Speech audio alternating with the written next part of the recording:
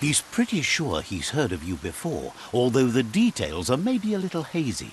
He wonders if you have something for him to drink. Guesses he does, but it's a long life in a wild world. Sometimes he's shaken, not stirred. Says you look like you've got a powerful thirst to do something in this world. Good, bad, not really sure, but it seems like you've been drinking in your destiny and liking the flavour.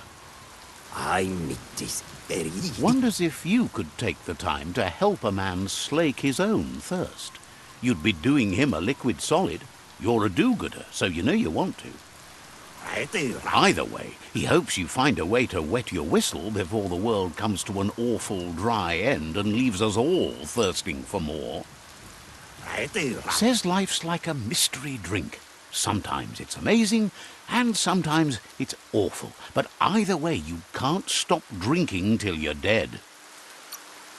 Sure, but that's nowhere near as quick and easy. Who wants to stop to chew? Wants to raise a glass to you getting the world fixed up a bit.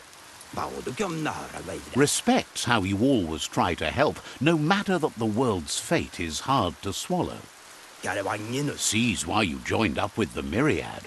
They like a peaceful drink, just like you. Says he sells them drinks. They mostly suck them down on their own. But who cares about them? Says you'd be as bummed out as him if you came for the hot stuff. The glugmocker, nimhimbibble, and his favourite radium syrup. That one's even more intoxicating now, aged in truck tankers and all. Without a drink, and radium syrup especially, he can't move, much less think, as the power of his mind is directly proportional to the quantity of syrup he swigs. That's why he's called Gulp.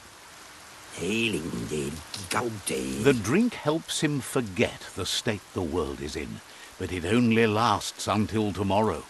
The world is still doomed, even if the sun goes up.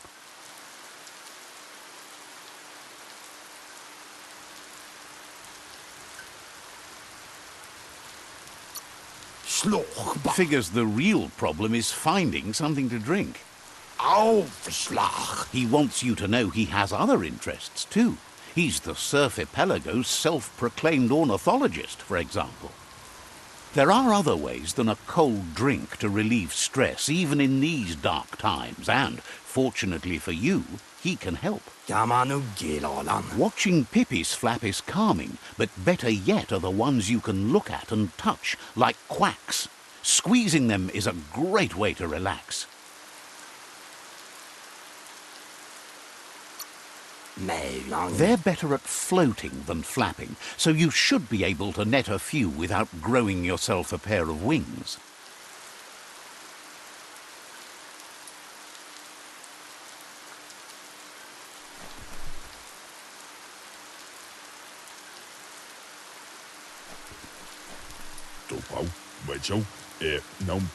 Says you're open.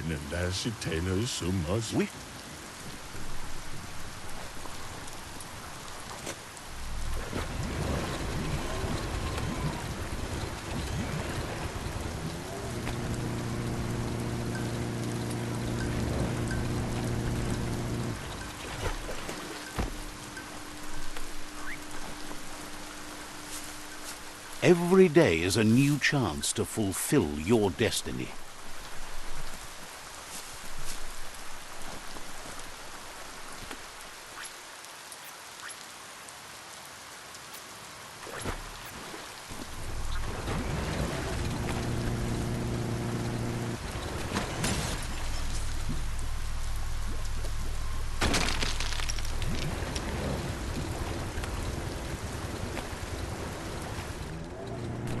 The Quack Hollow. It's just lonely.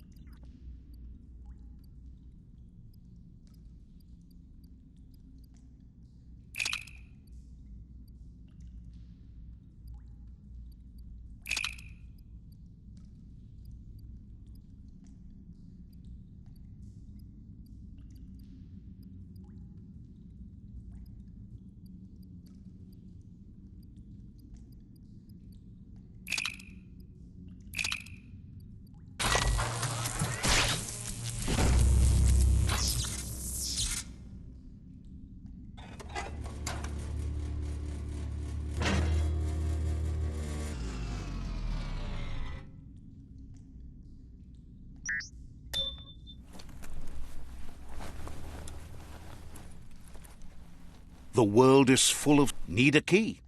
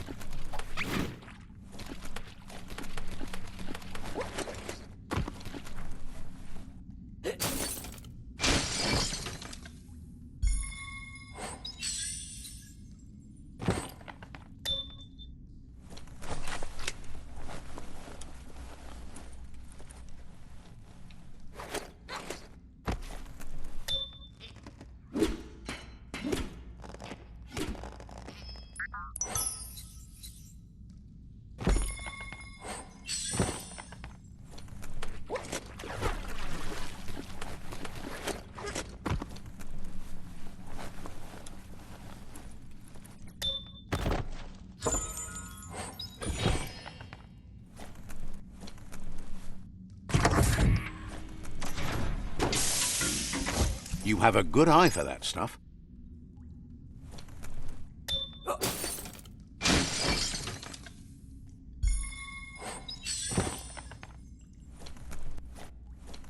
You need to line up the switches so they match.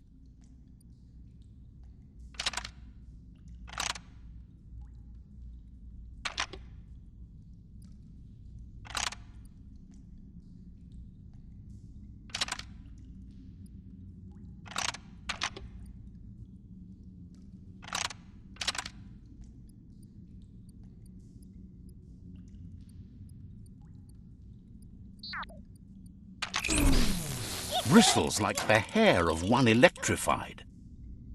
You need to line up the switches so they match.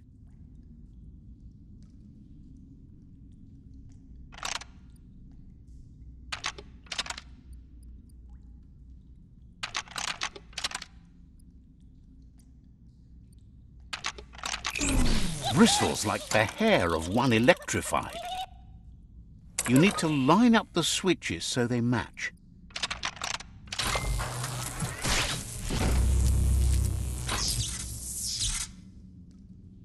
Good. That's enough electric current to initiate the actuators and activate the framework.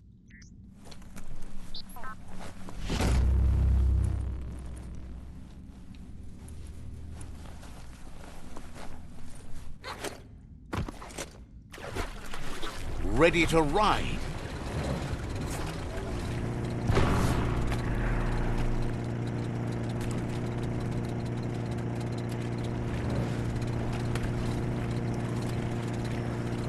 You enjoyed that.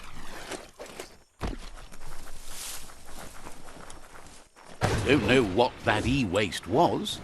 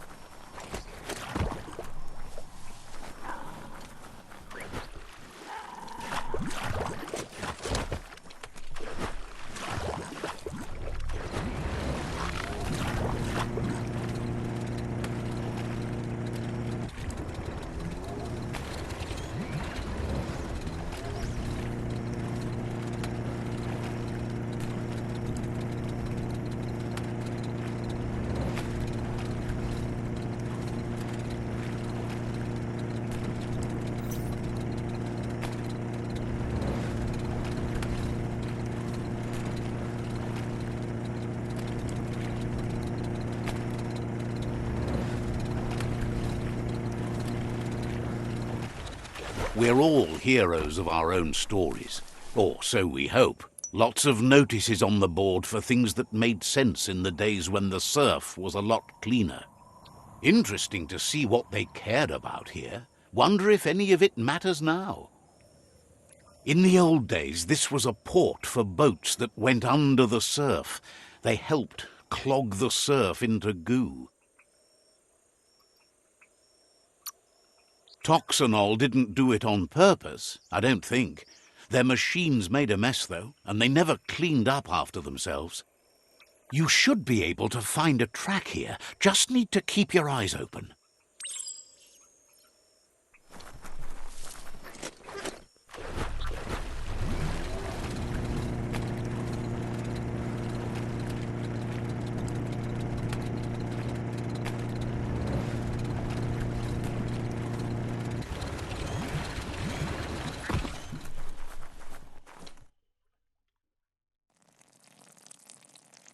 Let's see.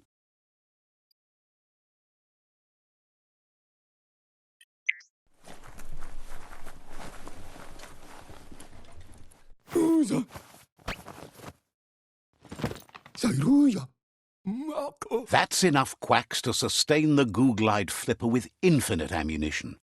Goop says he was there when the Porky Puff took Out-of-Date's leg, so this World Eater has made it personal.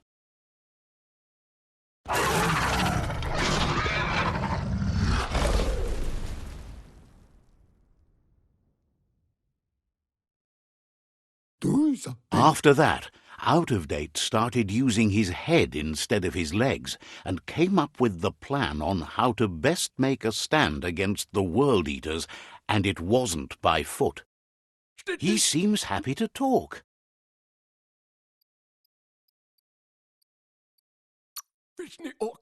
Amazed you found Gizmo at the chug yard. Glad you're wise enough to work during the day. Understands you have other places you need to go.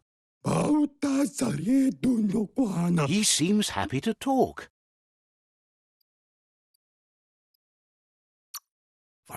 Says you should take care.